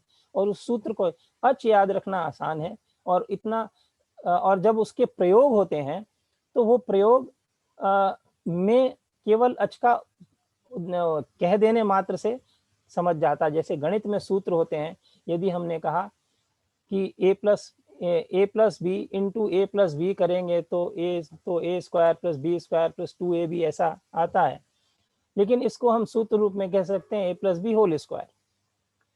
तो जब भी a plus B whole square कहेंगे तो इसका मतलब a square plus B square plus 2ab इसका अर्थ हो जाता है। तो जब आगे हम सवालों में उसका उपयोग करते हैं तो आगे सवाल हल करने में हमें मदद मिलती है। ऐसे ही पाणिनि ने व्याकरण शास्त्र में किया, तो प्रत्याहार वहां पर सूत्र हैं। लेकिन जब योग शास्त्र में कहा योगश्च चित्त वृत्ति निरोध, योग तो चित्त की वृत्तियों के निरोध का नाम है। और चित्त की वृत्तियां मैंने जब प्राणायाम की चर्चा की थी बताई थी 5 थी, क्षिप्त, विक्षिप्त, मूढ़, एकाग्र और निरुद्ध। इनमें जो 3 शुरू की वृत्तियां हैं, क्षिप्त, विक्षिप्त, मूढ़, इनसे हमें मुक्ति पानी होती है और इनको रोकना होता है। और जो शेष 2 हैं, एकाग्र और निरुद्ध, उनको सिद्ध करना होता है। तो योग शास्त्र में तो इंद्रियों के निग्रह की बात की जाती है। तो प्रत्याहार में जब हम कहते हैं प्रति आहार, तो हमें देखना है कि इंद्रियों का आहार क्या है। इंद्रियों का आहार है हमारी जो 5 ज्ञानेंद्रियां हैं, जो हमारी चक्षु हैं वो रूप देखते हैं, उनका आहार रूप है, चक्षु का आहार रूप है। श्रोत्र हैं हमारे कान हैं, उनका आहार शब्द है। हमारी नासिका है, घ्राण है, उसका आहार गंध है। जो हमारी रसना है, जिह्वा है, उसका आहार रस है। और जो हमारी त्वचा है उसका आहार स्पर्श है। तो इंद्रियों के जो ये आहार हैं, इनका विपरीत, इनको विपरीत दिशा में मोड़ना, यह प्रत्याहार है। इसको ऋषि पतंजलि ने सूत्र रूप में कहा, स्वविषया संप्रयोगे चित्तस्य स्वरूपाकारः प्रत्याहारः। यानी कि स्व विषयों से असंपृक्त कर देना, स्व विषयों से इंद्रियों को असंपृक्त कर देना और चित्त को परमात्मा के स्वरूप में एकाकार कर देना, यह प्रत्याहार है। तो यहाँ आहार भी स्पष्ट हो गया और इंद्रियों का निग्रह भी स्पष्ट हो गया। इसको एक और उदाहरण से हम समझने की चेष्टा करते हैं। मान लीजिए हमें सुंदर विहार से पीरागढ़ी की ओर जाना है, हमने गाड़ी उठाई और आगे चल दिए। मार्ग में होटल ब्लू आया तो हमारी चक्षुओं ने उसको देखा और चक्षु उसको ओर आकृष्ट हुए और हमने गाड़ी उधर मोड़ दी। अब हमें किसी ने बताया कि आप तो पीरागढ़ी की जाने वाले थे, ये मार्ग तो किसी और दिशा में जा रहा है, तो आप वापस घुमाइए। तो हमने गाड़ी को वापस घुमा लिया और पुनः दूसरे रास्ते पर चल पड़े जो सही मार्ग पर हमें ले जाता है। तो प्रत्याहार में भी यही होता है, इंद्रियां अपने अपने विषय की ओर जाती हैं और हम उन विषयों से इंद्रियों को वापस मोड़ के स्वरूप की ओर मोड़ने की चेष्टा करते हैं, अर्थात बहिर्मुखी इंद्रियों को अंतर्मुखी बनाने की चेष्टा करते हैं। ये प्रत्याहार है। कुछ विद्वानों का मानना है कि इसके लिए हमें चेष्टा करनी पड़ती है, प्रयास करना पड़ता है। कुछ विद्वानों का मानना है कि जब हम यम नियम आसन प्राणायाम इनको सिद्ध करते हैं तो प्रत्याहार स्वतः ही घटित होने लगता है। ये दोनों बातें ही सत्य हो सकती हैं।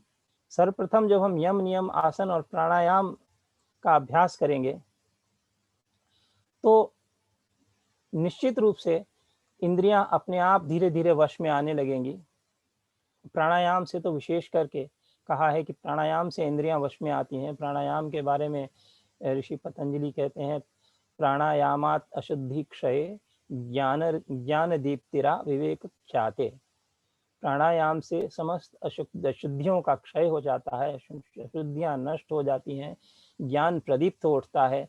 जैसे यज्ञ की अग्नि वायु के संपर्क में आने से प्रदीप्त हो उठती है, उसी प्रकार से प्राणायाम से ज्ञान की अग्नि प्रदीप्त हो उठती है और विवेक जागृत हो उठता है। तो प्राणायाम से भी अनेक सिद्धियां स्वतः ही प्राप्त होने लगती हैं और प्रत्याहार भी धीरे धीरे होने लगता है। लेकिन अगर साधना के समय इंद्रियां अपने विषय की ओर भागने की चेष्टा करती हैं तो साधक यत्न पूर्वक उन्हें वापस मोड़ने की चेष्टा करता है, उन्हें अंतर्मुखी बनाने की चेष्टा करता है। तो धीरे धीरे प्रत्याहार जब सिद्ध हो जाता है तब योग के आगे के जो 3 अंग हैं उनकी ओर साधक बढ़ता है। जो क्रिया योग है, ऋषि पतंजलि कहते हैं कि क्रिया योग इन्हीं 5 अंगों तक है, इन्हीं के हमें प्रयास पूर्वक यत्न पूर्वक करना है। जो आगे के 3 अंग हैं वो अक्रिया योग के अंग हैं, धारणा, ध्यान और समाधि। और इसीलिए ऋषि पतंजलि ने उनको एक अलग अध्याय में उनका वर्णन किया है, वह है विभूतिपाद। ये जो इससे पूर्व के जो अंग हैं उनका वर्णन साधना पाद में किया है और धारणा, ध्यान और समाधि का वर्णन विभूतिपाद में किया है। तो धारणा, ध्यान और समाधि, इनमें बड़ा ही सूक्ष्म अंतर है। इसकी चर्चा हम आगे किसी व्याख्यान में करेंगे, लेकिन संक्षेप में इतना कि धारणा के अंतर्गत हम विभिन्न शरीर के विभिन्न अंगों पर ध्यान केंद्रित करने का प्रयास करते हैं, एकाग्र करने का प्रयास करते हैं, धारणा करते हैं किसी भी पदार्थ की। मान लीजिए कि हम नासिकाग्र की, भ्रिकुटी की, हृदय स्थल की, नाभि चक्र की इत्यादि धारणा करते हैं। जहाँ साधक धारणा करता है वहीं ध्यान किया जाता है और वहीं पर समाधि की अवस्था प्राप्त होती है, अर्थात उन सब चीज़ों का लोप हो जाता है और समाधि में आदमी, जीव जो है वो एकाकार स्वरूपाकार हो जाता है। और इस प्रकार समाधि में कुछ लोग यहाँ पर ये भ्रम फैला हुआ है कि योगी जन सहस्रों वर्षों तक समाधि में रह सकते हैं, ऐसा भ्रम व्याप्त है। लेकिन ऋषि दयानंद स्पष्ट करते हैं कि ऐसा संभव नहीं है। समाधि कुछ ही समय की लग सकती है, कुछ क्षणों की, कुछ मिनटों की, कुछ घंटों की अभ्यास के हिसाब से, लेकिन सहस्रों वर्षों की तो कदापि नहीं। वह कहते हैं कि जिस प्रकार से गोताखोर डुबकी लगाता है जल में और कुछ देर तक जल में ही मग्न रहता है, फिर बाहर आ जाता है, उसी प्रकार समाधि अवस्था में साधक ईश्वर के प्रताप में, ईश्वर के स्वरूप में मग्न हो जाता है, आनंद पूर्वक रहता है थोड़े समय और फिर बाहर आ जाता है। तो जितने समय वो मग्न रहता है वो जीते जी मोक्ष की अवस्था है, वह समाधि है। तो इस पर आगे समाधि भी 3 प्रकार की होती है, उस पर आगे कभी चर्चा करेंगे। समय भी मेरे ख्याल से हो गया है और आज की वाणी चर्चा को यहीं विराम देते हैं। ओम शांति शांति शांति।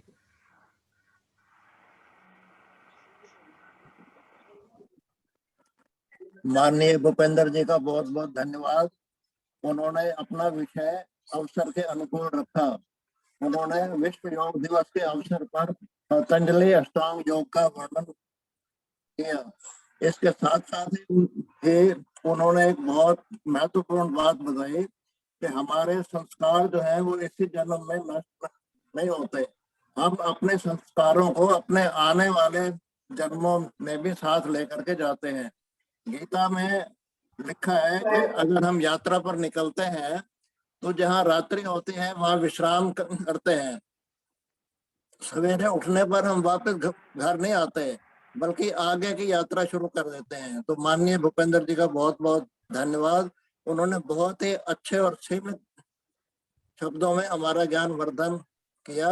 मेरा निवेदन है संस्था के प्रधान श्री क्षेत्रपाल जी से कि वे माननीय भूपेंद्र जी का और श्रोताओं का धन्यवाद करें। माननीय क्षेत्रपाल जी। सभी को सादर नमस्ते। ये कार्यक्रम आयुष्मा सुंदर विहार की ओर से पिछले 1.5 वर्षों से ऑनलाइन चल रहा है, क्योंकि कुछ मजबूरियां हैं जो हम इकट्ठे नहीं हो पा रहे। फिर भी आयोजकों ने बहुत ही प्रयास करके हम सबको आपस में मिलने का मौका अवसर प्रदान किया। आयोजकों का धन्यवाद। अभी हम माननीय प्रियवर भूपेंद्र जी के यम के योग साधन के योग के बारे में सुन रहे थे। उन्होंने 8 नियमों में से अपनी चर्चा की। प्रतिहार पर विशेष उन्होंने अपना प्रदर्शन दिया। बहुत ही मेहनत से ये उन्होंने ये अपना प्रदर्शन तैयार किया है।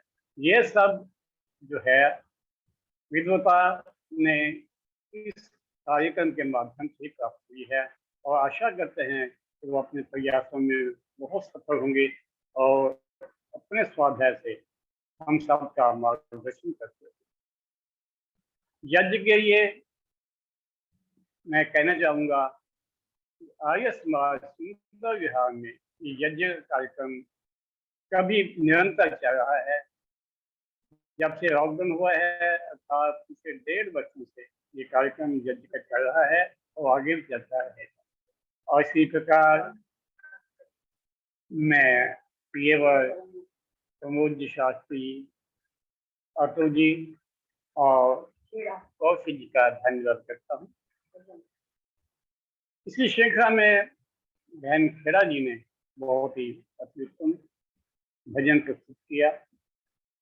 ये प्रयास हम सबका आपस में चलता है, इसलिए हम सबको आगे आना चाहिए। ये नहीं कि तो हमने प्रवचन सुना और नहीं, ये हमारी ये पाठशाला है। मेरा ये मानना है, ये कार्यक्रम चल रहा है, आयोजन शुरू किया है, हम सबको उत्साहित करने के लिए शुरू किया। इस श्रृंखला में मैं आयोजकों का विशेष रूप से और प्रियवर शास्त्री जी का, प्रमोद जी का, भूपेंद्र जी का और खेड़ा बहन जी का धन्यवाद करता हूँ। उसके साथ साथ आप सभी को बहुत बहुत शुभकामनाएं। धन्यवाद कि आपने समय निकाल करके इस ऑनर एक्सेस में भाग लिया। पुनः पुनः सबको बहुत धन्यवाद, शुभकामनाएं। सभी के परिवार में सुख शांति समृद्धि धन ऐश्वर्य की वृद्धि हो, यही हमारी सबकी कामना है। सबको पुनः आदर नमस्ते।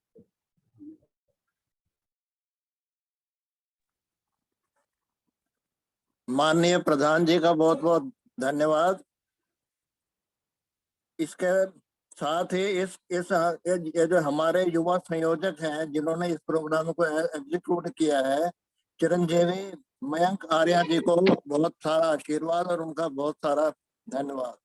बंधुओं, शांति पाठ से पहले मैं आपको कल के कार्यक्रम की सूचना दे रहा हूँ। कल विश्व योगा दिवस है। ये हमारे आर्य समाज में हर साल की तरह मनाया जाएगा। फर्क सिर्फ यही होगा कि इस बार ये ऑनलाइन प्रोग्राम से चलेगा। तो ये हमारा कल 7:30 बजे से 8 बजे तक हवन का कार्यक्रम होगा और 8 से लगभग 8:50 8:55 तक योगाभ्यास ये हमारे डॉक्टर पवन कुमार जी और उनके सहयोगी प्रमोद जी कराएंगे। तो आप सबसे निवेदन है कि आप लोग अधिक से अधिक आकर के इस कार्यक्रम में जुड़ें और योगाभ्यास का फायदा उठाएं।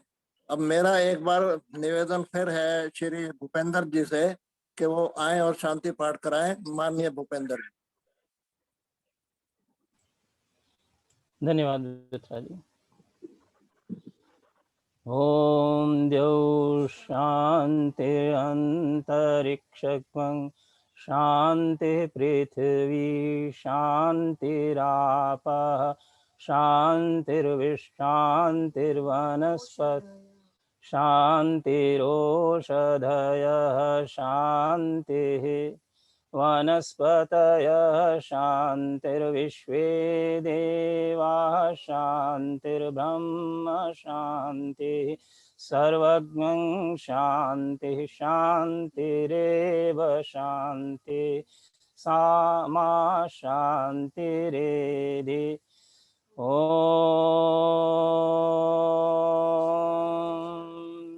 शांति शांति शांति।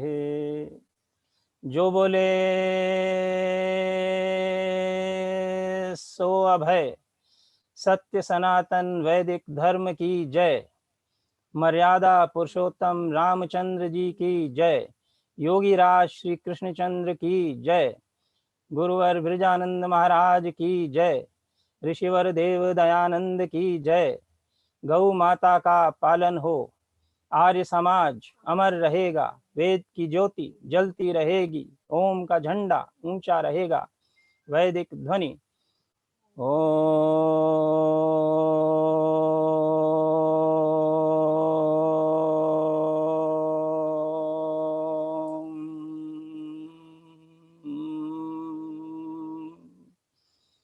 वैदिक अभिवादन। सबको सादर नमस्ते।